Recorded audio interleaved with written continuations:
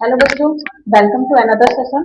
जहां हम पढ़ रहे थे क्लास 12 का संबंध एवं फलन। इसमें हमने क्या क्या देखा था, क्योंकि संबंध और फलन क्या है, समुच्चयों पर आधारित है। तो हमने क्या क्या देखा था, पहले हमने रिवाइज में ऐसे किया, क्लास 11 में हम समुच्चय पढ़ चुके हैं, तो हमने रिवाइज किया कि समुच्चय क्या होता है। ठीक है, फिर समुच्चय देखा, फिर समुच्चयों का दो समुच्चयों का हमने कार्तीय गुणन देखा। ठीक, फिर कार्तीय गुणन करने से क्या मिलता था, हमें क्रमिक युग्म मिलता था, तो हम क्रमिक युग्म देखे थे। उसके बाद हमने क्या देखा था, क्रमिक युग्मों की समानता देखी थी कि क्या होता है क्रमिक युग्मों की समानता। तो आप अगर इस सेशन पे है तो पिछले वाले सेशन को देख लीजिए। आज हम क्या देखेंगे, आज हम देखेंगे संबंधों के प्रकार, मतलब संबंध कितने प्रकार के होते हैं।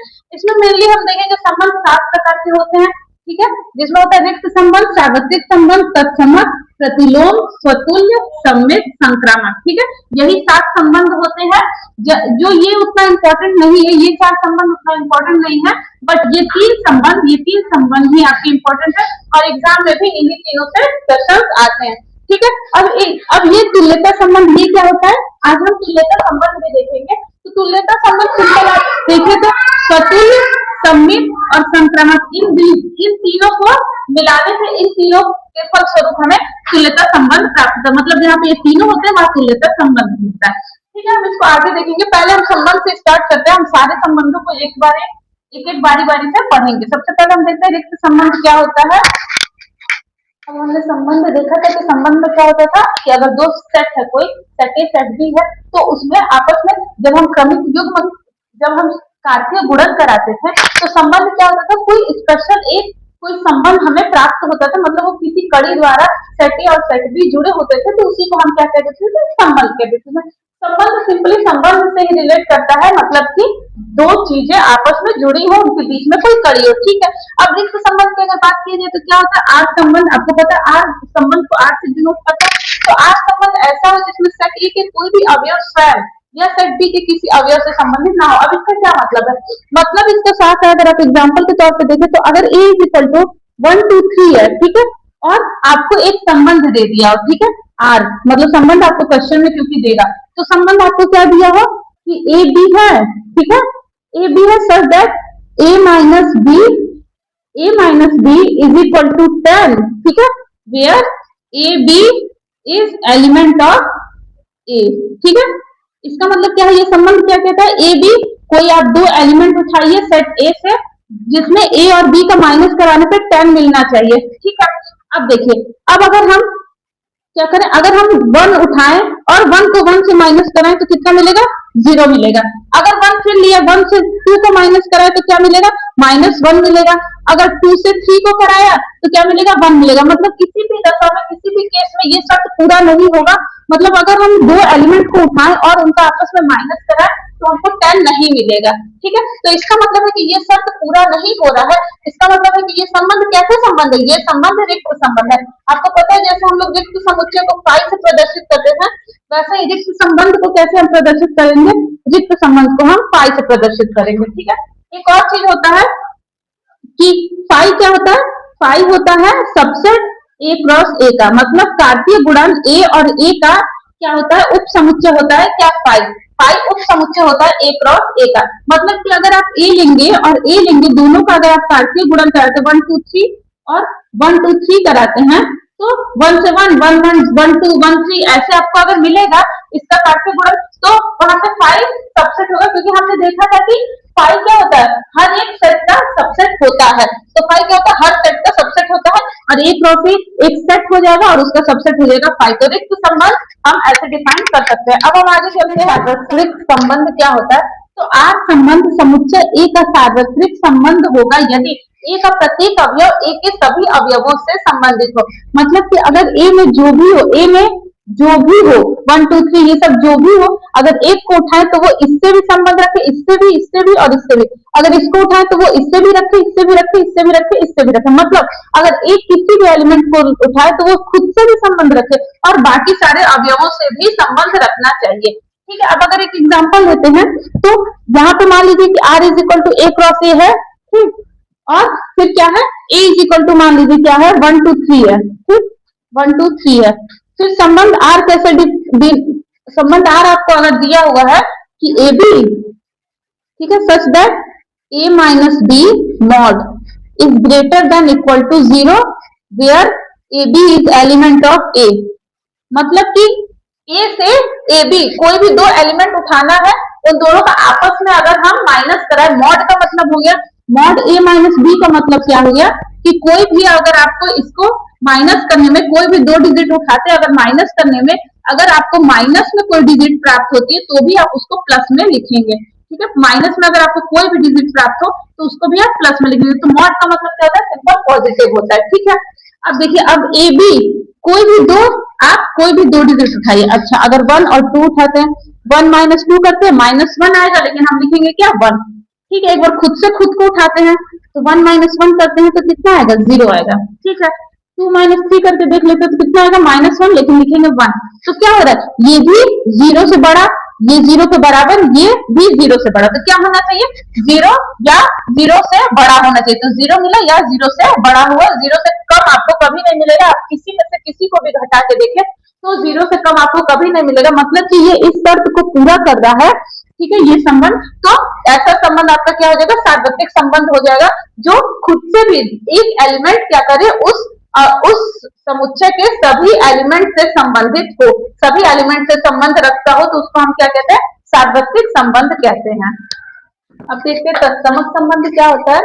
तो आर संबंध क्या हो, समुच्चय ए का तत्समक कहलाता है अगर समुच्चय ए का प्रत्येक अवयव केवल और केवल स्वयं से संबंधित है। मतलब अगर आप सेट ए से कुछ एक एलिमेंट उठाते हैं तो वो एलिमेंट क्या होना चाहिए, केवल खुद से संबंधित होना चाहिए, किसी दूसरे से नहीं, ठीक है। एक एग्जांपल से हम देख लेंगे, जैसे कि अगर उसकी शर्त आप देखी जाए तो शर्त क्या होती है, ए होना चाहिए, ए से संबंधित होना चाहिए, जहां ए क्या हो, एलिमेंट हो ए का, ठीक है। अगर हम a इज इक्वल टू 1 2 3 ले लेते हैं, 1 2 3, तो यहाँ पे संबंध r क्या बनना चाहिए, r बनना चाहिए 1 1 2 2 और 3 3। मतलब कि एक एलिमेंट अगर हम 1 को उठा रहे हैं तो वो खुद से संबंधित हो, 2 को उठा रहे हैं तो वो खुद से संबंधित हो, मतलब प्रत्येक अवयव संबंधित होना चाहिए। अब जैसे अगर मान लीजिए यही पर अगर आपको r दे दिया हो 1 1 और 2 2, बस इतना दे दिया हो, और ए में क्या एलिमेंट हो 1 2 3 तीनों हो, और बस 1 1 2 2 मतलब 1 का संबंध खुद से, 2 का संबंध खुद से, बट उसमें 3 का संबंध खुद से 3 से ना दिया हो, तो ये तत्समक नहीं होगा, ठीक है। एक और केस यहाँ पे बन सकता है कि अगर आपको मान लीजिए कि 1 1 भी दिया हो और 2 2 भी दिया हो, 3 3 भी दिया हो, बट एक और कुछ 1 2 या 2 3 या 3 1 ऐसा कुछ दिया हो, अगर ये एक्स्ट्रा कुछ आ जाएगा तो भी ये भी तत्समक नहीं होगा। तो तत्समक होने की क्या शर्त है, प्रत्येक अवयव स्वयं से क्या होना चाहिए, संबंधित होना चाहिए। तत्समक में ये इंपॉर्टेंट है कि हर अवयव स्वयं से संबंधित होना चाहिए। समझ में आया, सबसे पहले हमने देखा में क्या होता है कि शर्त हमारी पूरी ना हो, जहां पे संबंध आपका जो संबंध दिया हो वो वाली शर्त पूरी नहीं होती थी, तो वहां पे हम क्या कर देते थे, वहां पे हम रिक्त संबंध। सार्वत्रिक संबंध क्या होता था कि प्रत्येक अवयव स्वयं से और किसी दूसरे अवयव से क्या होना चाहिए, संबंधित होना चाहिए, तो वहां पे सार्वत्रिक होता था। और तत्समक में क्या होता है कि प्रत्येक अवयव केवल और केवल खुद से संबंधित होना चाहिए, तो तत्समक हो गया। अब हम प्रतिलोम देखते हैं, प्रतिलोम में क्या हो जाता है कि प्रतिलोम में अगर आप क्रमिक युग्म कुछ बनाते हैं, मतलब ए क्रॉस ए या ए क्रॉस बी करते हैं, तो कुछ क्रमिक युग्म आपको मिलेंगे। जब आप कार्तीय गुणन कराएंगे तो आपको क्रमिक युग्म मिलेंगे। तो क्रमिक युग्म suppose A B B C D C ऐसा कुछ मिल जाता है, तो जब हम क्रमिक युग्मों का उनका डिजिट का, उनके एलिमेंट्स का, उनके अवयवों का क्रम बदल देते हैं, तो क्या हो जाता है, वहां पे प्रतिलोम संबंध हो जाता है। हम एक बार उसका डेफिनेशन देख लेते हैं। इससे प्रतिलोम संबंध क्या होता है, तो अगर आर संबंध ए से बी में, ए टू बी में कोई संबंध है आर, जो तो आर के क्रमिक युग्म, मतलब ए से बी का जब आप कार्तीय गुणन कराते हैं तो जो संबंध आपको दिया रहता है, जो संबंध का क्रमिक युग्म देता है, तो क्रमिक युग्मों के एलिमेंट्स को आप आपस में अगर बदल देंगे तो आपको क्या मिल जाएगा, प्रतिलोम संबंध मिल जाएगा। इसका शर्त क्या होता है कि A B is element of R, तो B A is element of R inverse. यहाँ पे देखिए, यहाँ पे बदल गया, ए बी था तो बी ए हो गया। अब जैसे कि अगर हम एग्जाम्पल में ले लेते, सेट ए है, सेट बी है, सेट ए में क्या है 1 2 3 है, और सेट बी में क्या है ए बी सी है, ठीक है। अब यहाँ पे अगर आर आपको संबंध दे रखा है कैसा, 1a 2b और 3c, ठीक है, ऐसा कुछ संबंध अगर दे रखा है तो प्रतिलोम संबंध में क्या हो जाता है आपका, यहाँ पे आर इनवर्स, और ये आपको पता है क्रमिक युग्म है, क्रमिक युग्म है, ये सारे एक क्रमिक युग्म है, यहाँ पे 3 क्रमिक युग्म है। इनको अगर आप आपस में बदल दे, मतलब ए वाला यहाँ हो गया और 1 यहाँ, फिर बी यहाँ, 2 यहाँ, फिर सी यहाँ, 3 यहाँ, तो ये क्या हो जाता है, ये आपका हो जाता है प्रतिलोम संबंध। तो प्रतिलोम संबंध में एक चीज ध्यान देने वाली बात है कि प्रांत और परिसर आपस में बदल जाते हैं। ठीक है, इसमें क्या हो जाता है, प्रांत और परिसर। ठीक, हमने पढ़ा इसको, प्रांत और परिसर क्या होता है, आपस में बदल जाते हैं। ठीक है, अब जैसे कि ये फर्स्ट वाला एलिमेंट क्या हो जाता है, प्रांत होता है, ये भी फर्स्ट वाला प्रांत, ये भी फर्स्ट वाला प्रांत, तो ये प्रांत प्रांत प्रांत यहाँ पे क्या बन जाता है, यहाँ पे परिसर परिसर परिसर बन जाता है। ठीक है, और यहाँ पे जो परिसर था परिसर था वो यहाँ पे आके क्या बन गया, प्रांत बन गया। ठीक है, तो प्रतिलोम संबंध में यही होता है कि उनके अवयव आपस में, क्रमिक युग्मों के अवयव को आपस में बदल देने से हमें प्रतिलोम संबंध प्राप्त होता है। आगे बढ़ते हैं, स्वतुल्य संबंध। अब इंपॉर्टेंट संबंध शुरू होने वाले हैं जिससे कि एग्जाम में क्वेश्चन पूछे जाते हैं। तो स्वतुल्य संबंध और तत्समक संबंध में बस थोड़ा सा डिफरेंस है। इसमें भी स्वतुल्य संबंध में क्या होता है, समुच्चय ए का अवयव का स्वयं से संबंधित हो। जैसे तत्समक में होता था क्या, स्वयं से संबंधित होना चाहिए, मतलब 1 1 2 2 3 3 स्वयं से संबंधित होना चाहिए, कोई तीसरा ना है, और प्रत्येक अवयव स्वयं से संबंधित होना चाहिए। ठीक है, वैसे स्वतुल्य में भी है कि समुच्चय ए का अवयव स्वयं से संबंधित हो तो वहां पे क्या आ जाता है, वहां पे स्वतुल्य संबंध आ जाता है। ठीक है, अब तो ये अगर ऐसा हो गया और तत्समक में भी ऐसा था, तो दोनों में डिफरेंस क्या है, दोनों में डिफरेंस यही है। एग्जाम्पल हम देखते हैं कि अगर a इज इक्वल टू क्या है, एक्स वाई जेड है, और अगर b इज इक्वल टू क्या है, 1 2 3 है, तो हम आर संबंध को कैसे लिख सकते हैं, आपको पता है कि आर संबंध कौन, a is equal to only X Y Z अगर लेते हैं तो आर संबंध को हम कैसे लिखते हैं, X X Y Y Z Z. ठीक, तो लेकिन यहां तक तो तत्समक में भी होता था, फिर इसमें और इसमें क्या अंतर आ गया, इसमें अंतर यही आएगा कि ये स्वयं से संबंधित होने के साथ साथ अगर किसी दूसरे से भी संबंधित हो जाते हैं, जैसे एक्स वाई या वाई जेड या कुछ भी हो जाता है, तो भी ये क्या कहलाएगा, तो भी ये स्वतुल्य संबंध कहलाएगा। मतलब खुद के साथ संबंध होने के साथ साथ अगर किसी दूसरे के साथ भी संबंध हो जाए तो भी ये स्वतुल्य कहलाएगा। लेकिन तत्समक में क्या होता था, तत्समक में केवल स्वयं से ही संबंध होना जरूरी है, दूसरे से संबंधित नहीं हो सकता है। ठीक है, सम्मित संबंध क्या होता है, तो सम्मित संबंध में क्या होता है कि अगर मान लीजिए कि 2 भाई हैं, ठीक है, अगर राम और श्याम भाई है, तो अगर राम श्याम का भाई है तो श्याम भी राम का भाई होना चाहिए, ऐसा तो होगा ही, उन दोनों का आपस में यही संबंध होगा। तो सम्मित संबंध में भी यही होता है कि अगर ए का संबंध बी से है तो बी का भी संबंध ए से होना ही चाहिए, ये उसका शर्त है, ये जरूरी है।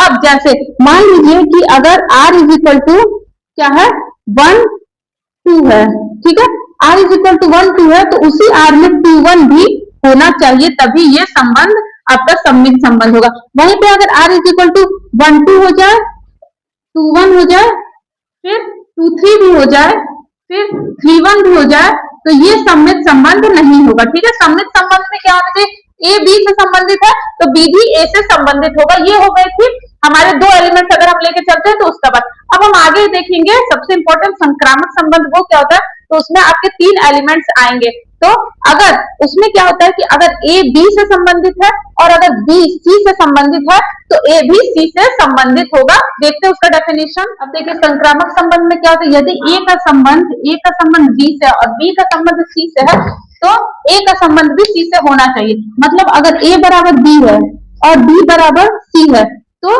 ए बराबर भी सी होना ही चाहिए, ए बराबर सी होना चाहिए। तो जिसमें ये वाला, अगर ये वाला शर्त को पूरा करेगा तो वो संबंध क्या हो जाएगा, संक्रामक संबंध होगा। अब जैसे r is equal to R संबंध है, अगर 1 का संबंध 2 से है और 2 का संबंध 3 से है तो ये हो गया a, ये हो गया b, ये फिर हो गया b, ये हो गया c। तो a का संबंध b से, b का संबंध c से है तो a का संबंध भी c से होना चाहिए, यानी यहाँ पे 1 और 3 भी होना चाहिए, तब ये संक्रामक संबंध हो जाएगा। ठीक है, यहाँ पे क्या होता है, यहाँ पे a is equal to b होता है, b is equal to c और c is equal to a होना चाहिए। ये इंपॉर्टेंट है, ये होना चाहिए, तभी ये संबंध, कोई संबंध संक्रामक संबंध होगा। तो संक्रामक संबंध होने के लिए क्या होना चाहिए, a equal to b, b equal to c और c इक्वल टू a होना चाहिए। हमने देख लिया था, 7 संबंध देख लिया। रिक्त संबंध में क्या होता था, रिक्त संबंध में यदि कोई संबंध R है तो वो सेट A है उसमें तो वो स्वयं से या तो नहीं संबंधित हो या किसी और सेट बी से भी संबंधित नहीं होता है, तो वहां पे क्या हो जाता है, वहां पे रिक्त संबंध हो जाता है। फिर हमने देखा सार्वत्रिक संबंध क्या होता है। सार्वत्रिक संबंध में क्या होता है कि किसी सेट ए में से कोई एक एलिमेंट हम लेते हैं तो वो खुद से भी संबंधित हो और किसी दूसरे एलिमेंट से भी संबंधित हो। फिर हमने देखा तत्समक संबंध। तत्समक संबंध में क्या होता है कि कोई संबंध कोई एलिमेंट केवल और केवल खुद से संबंधित जहां पे होता है वहां पे क्या होता है, वहां पे तत्समक संबंध होता है। फिर प्रतिलोम संबंध में क्या होता है कि कोई संबंध आर है, आर जो क्रमिक युग्म मिलते हैं तो क्रमिक युग्मों के एलिमेंट्स को अगर आपस में इंटरचेंज कर देते हैं तो वहां से हमें प्रतिलोम संबंध प्राप्त होता है। फिर हमने देखा क्या सममित संबंध। सममित संबंध में क्या होता है कि फिर हमने देखा स्वतुल्य संबंध। हाँ, स्वतुल्य देखा था। स्वतुल्य में क्या होता था, तत्समक की तरह ही कि क्या होता था कि उसमें सभी एक एलिमेंट खुद से संबंधित होना चाहिए, बट इसमें कोई दूसरा भी इंक्लूड हो सकता है, मतलब किसी दूसरे एलिमेंट से भी संबंधित हो सकता है। स्वयं के साथ संबंधित होने के साथ साथ किसी दूसरे से भी संबंधित हो तो वहां पे स्वतुल्य हो जाएगा। सममित में क्या होगा, सममित में अगर a इक्वल्स बी है तो b इक्वल्स ए भी होना चाहिए, तभी वो सममित होगा। फिर हमने देखा संक्रमक। संक्रमक में क्या होना चाहिए, अगर a is equal to B है और b is equal to C है तो a is equal to B C होना चाहिए। ये हो गए हमारे 7 संबंधों के बारे में। अब हम देखते हैं तुल्यता संबंध क्या होता है। जो ये 3 लास्ट के आपके मेन संबंध है, स्वतुल्य, सममित और संक्रामक, जहां पे ये तीनों संबंध पाए जाते हैं वहां पे क्या हो जाता है, वहां पे तुल्यता संबंध हो जाता है। मतलब ये तीनों संबंध जहां आपको मिलेंगे उसको आप कह देंगे कि ये तुल्यता संबंध है। तुल्यता संबंध क्या होता है, जब कोई संबंध स्वतुल्य, सममित और संक्रामक तीनों होता है तो उसे तुल्यता संबंध कहते हैं। एक एग्जाम्पल अगर हम लेके चलते हैं कि मान लीजिए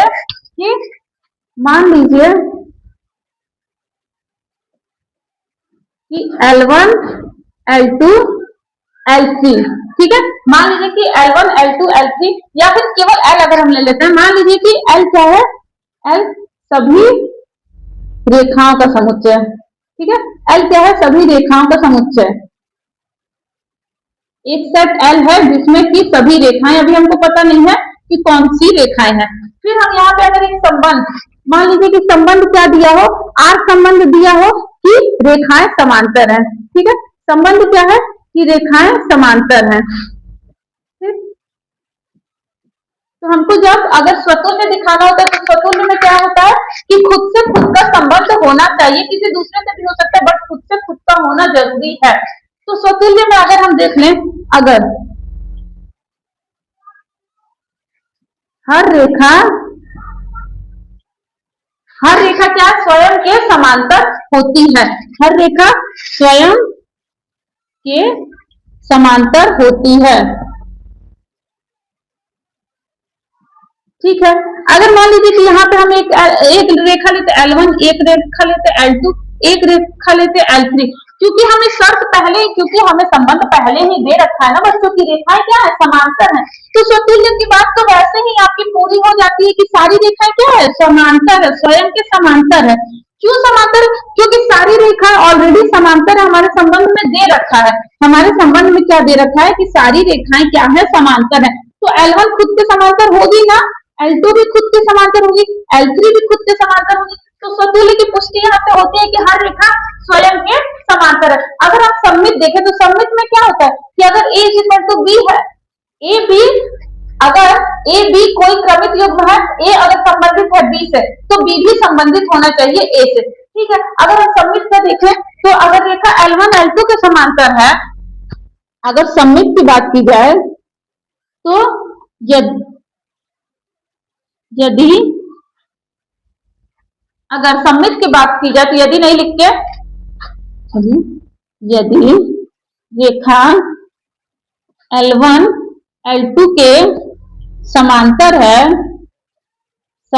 है तो रेखा L2 भी L1 के समांतर होगी ना, हाँ होगी, क्योंकि सारी रेखाएं समांतर है। शर्त में ऑलरेडी दे रखा है, क्या दे रखा है कि सारी रेखाएं समांतर है। अब यहाँ पे देखने से साफ पता चल रहा है कि अगर L1 समांतर है L2 के, अगर L1 समांतर है L2 के तो साफ बात है कि L2 भी समांतर है L1 के, यहाँ से देख के आपको पता चल रहा है, ठीक है। इसकी भी बात ठीक है, सही सही साबित हुई। अब हम अगर संक्रामक देखते हैं, संक्रामक में क्या होता था, अगर ए संबंधित है बी से, बी संबंधित है सी से, तो ए भी संबंधित होना चाहिए किससे, सी से। अच्छा ठीक है, अगर इन तीनों रेखा को मिला लेके अगर हम लेते हैं, तो अगर L1 समांतर है L2 के, ठीक, और अगर L2 समांतर है L3 के, तो क्या L1 और L3 समांतर नहीं होंगे, होंगे ना।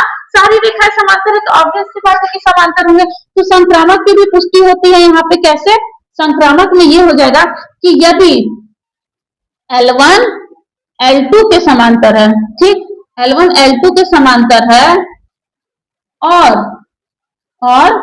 L2 L3 के समांतर है, L3 के समांतर है,